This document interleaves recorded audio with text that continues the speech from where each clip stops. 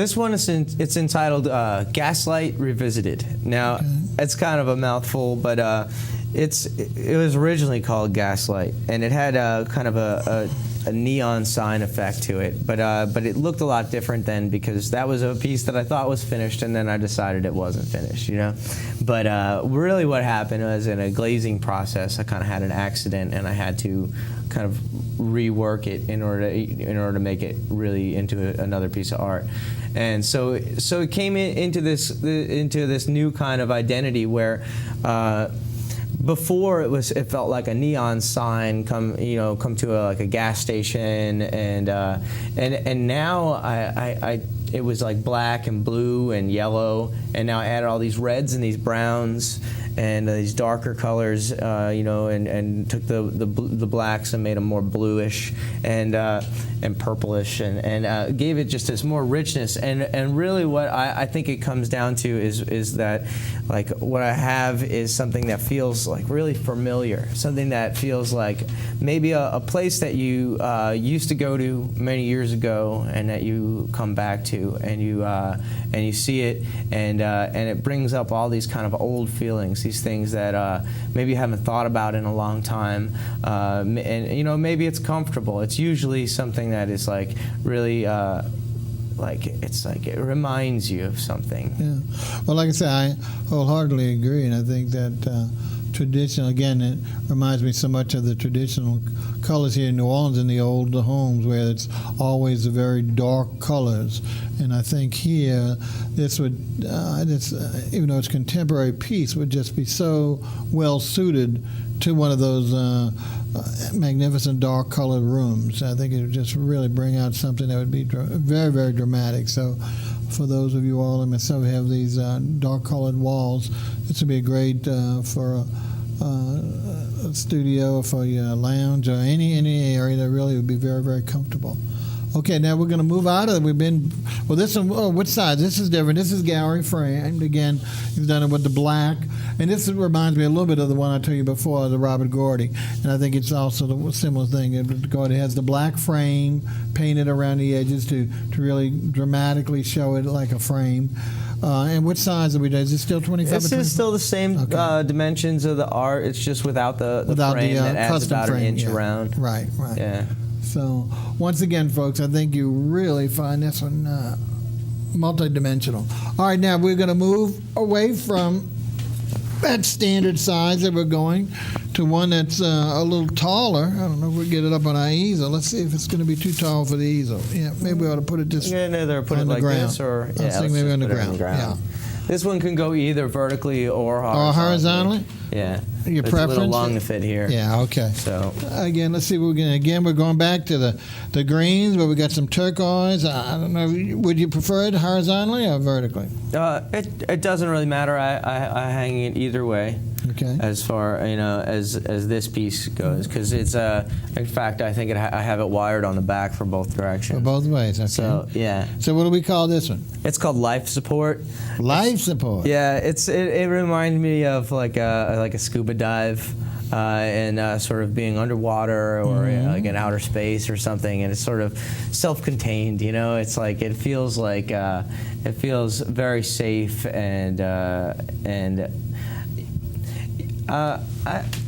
yeah, that's what it is. It feels safe. I think it's something that would make somebody feel good. It's a little bit of a strange one, though, I think. Yeah. Just because it's outside the main dimensions that I usually use lately. We're going to turn it, if the cameraman doesn't mind. I'm going to pick it up and turn it horizontally as well. Yeah. Because I'm looking at it in two different ways and seeing totally different things, which is I guess good. This is the way it might be easier to see. Yeah, I think even though I like it vertically, I think horizontally is going to be maybe easier to understand. Right. So why don't we go back? Yeah, there we go, right to left or left to right. Yeah. And you can see a central piece, beautiful colors in the center, and balanced off with the greens on the end. So all the focus there in the center.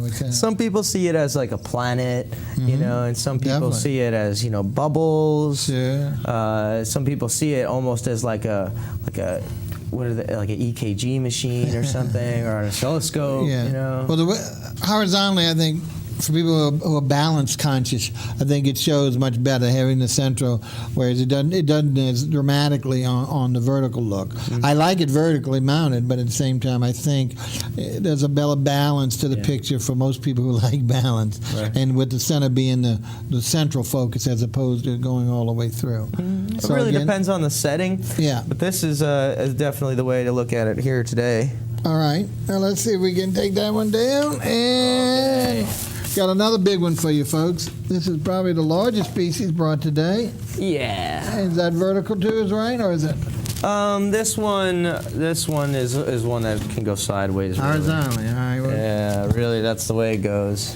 All right. It can be hung vertically, but it's called photosympathetic. Oh my goodness, photosynthesis. Photosympathetic, yeah. Oh, wow. It's another play on a couple different kinds of words, and really what it is it's another kind of this idea, this kind of synesthesia between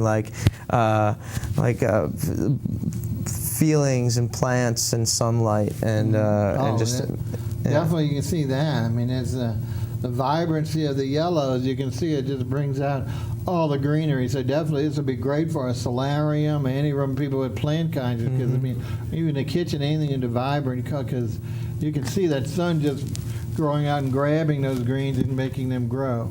Mm-hmm. Anyway, let's see what else. And so this one, photosympathetic, is it's a fairly simple piece as far as the amount of work that goes into it. But the structure is something that is kind of thing that I would work on for a long time, and through sketches and through smaller paintings, come up with different ideas about where things ought to be in a painting. And sometimes really just the actual piece of art, no matter how big it is more like it's a framework and a skeleton for a way that ideas are going to flow, and it's not necessarily ideas in the painting that are going to so much affect you as the ideas that the painting gives you. Yeah. And that's what I'm going for, is something like here, and it's going to open up your mind and give you kind of a breezy feeling. The vertical mount on here, unfortunately, is my preference, because once again, especially following that talk we talk about, the vibrancy of growing, this certainly looks like the sun bringing up the trees, the foliage, all coming up. So in that respect, I have had it hung like this too. It's beautiful this way. Yeah, either way, but I really see it for the person who's looking for representation, where as opposed to more abstract, they can really see the growth being pulled up by the sunlight, and the colors are just really magnificent. And again, he's gallery wrapped this time with both the now he's actually true gallery wrapping, because depending on what colors, he's got both colors of the greens and the golds on the edges, so it's not just one solid coloring. So it really is a true gallery wrap that will extend the painting. Which side? This is very large. So this is about 4 foot 1 inch tall, and it's 24 inches wide. So 2 by